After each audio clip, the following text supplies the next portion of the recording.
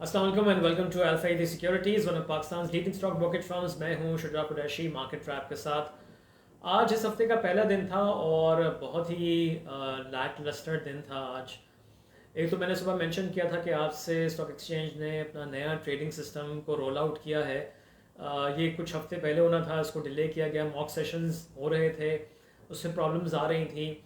खैर इसके बावजूद स्टॉक एक्सचेंज की मैनेजमेंट डिसाइड किया कि ये फाइनली इसको रोल आउट कर दिया जाए। तो आज काफ़ी इश्यूज थे इस ट्रेडिंग जो नया ट्रेडिंग सिस्टम रोल आउट हुआ है। और इसी वजह से हमने देखा कि मार्केट में बिल्कुल वॉल्यूम्स नहीं थे। आज के एस सी 100 में सिर्फ 48.9 मिलियन शेयर्स ट्रेड हुए और K S C all share index 165 million shares, तो बहुत ही लो वॉल्यूम्स। और स्टार्ट में तो काफ़ी देर तक बहुत सारे स्टॉक्स में काम ही नहीं हुआ था। सो ये प्लस ज़ाहिर है कोई बहुत ज़्यादा एक्साइटिंग खबरें भी नहीं थी। सुबह मैंने मेंशन किया था कि कोई ख़बर नहीं है आईएमएफ की प्रोग्राम के हवाले से, लिहाजा वही सबसे बड़ी खबर है जिसका मार्केट इन्वेस्टर्स वेट कर रहे हैं।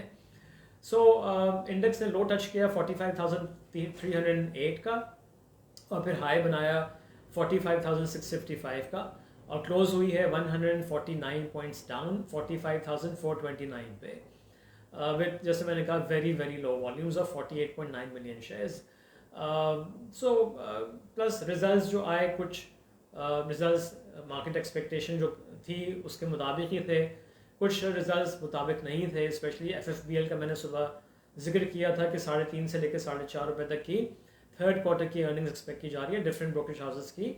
सो जब अर्निंग्स आई अनकंसोलिडेटेड बेसिस पे, तो थर्ड क्वार्टर की अर्निंग सिर्फ 1 रुपये और 77 पैसे या 76 पैसे की आई है, जो कि एक्सपेक्टेशन से बहुत कम था। अच्छा, उसमें आई थिंक फौजी मीट के लॉसेज जो हैं उन्होंने एक मेजर रोल अदा किया है और वो फैक्टर है जिसकी वजह से हमने देखा है कि अर्निंग्स मिस की हैं तकरीबन तमाम ही, आई थिंक जितनी मैंने रिपोर्ट्स देखी थी उन्होंने।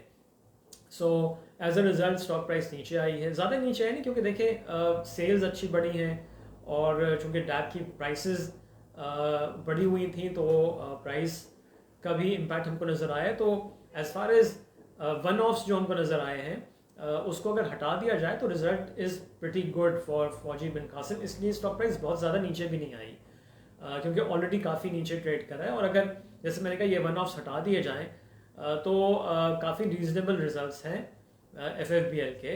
बट गोइंग फॉरवर्ड देखें, जो इम्पेयरमेंट या कोई लॉस अगर बुक किया है फ्रॉम फौजी मीट्स तो वो आगे भी हम रूल आउट नहीं कर सकते कि हमको वो नज़र आ भी सकता है दोबारा। अब उसका क्वांटम कितना होगा, इट्स टू अर्ली टू से। सो ये सूरत हाल है मार्केट के ओवरऑल। कल भी काफ़ी कंपनीज के रिजल्ट्स हैं। सो आई थिंक मार्केट में वॉल्यूम्स जब भी पिक होंगे जब कोई खबर आ जाएगी from the IMF front.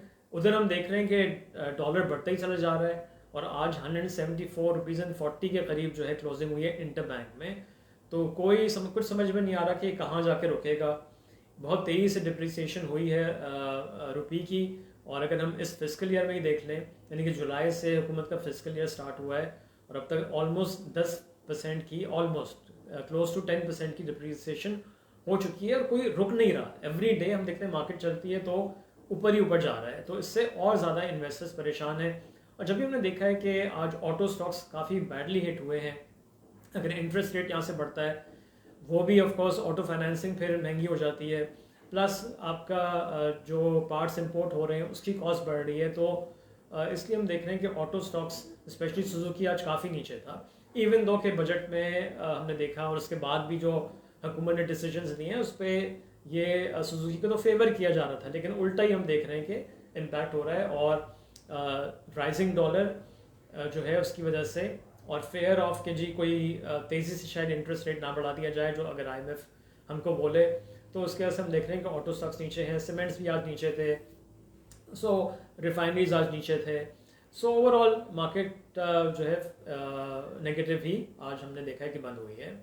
So I guess that's about it. खबर जिसका मैंने आपको बता दिया है, जिसका मार्केट वेट कर रही है वो आईएमएफ की होगी और फिर उसमें भी देखना पड़ेगा कि जी क्या क्या कंडीशंस जो है वो रखी गई हैं।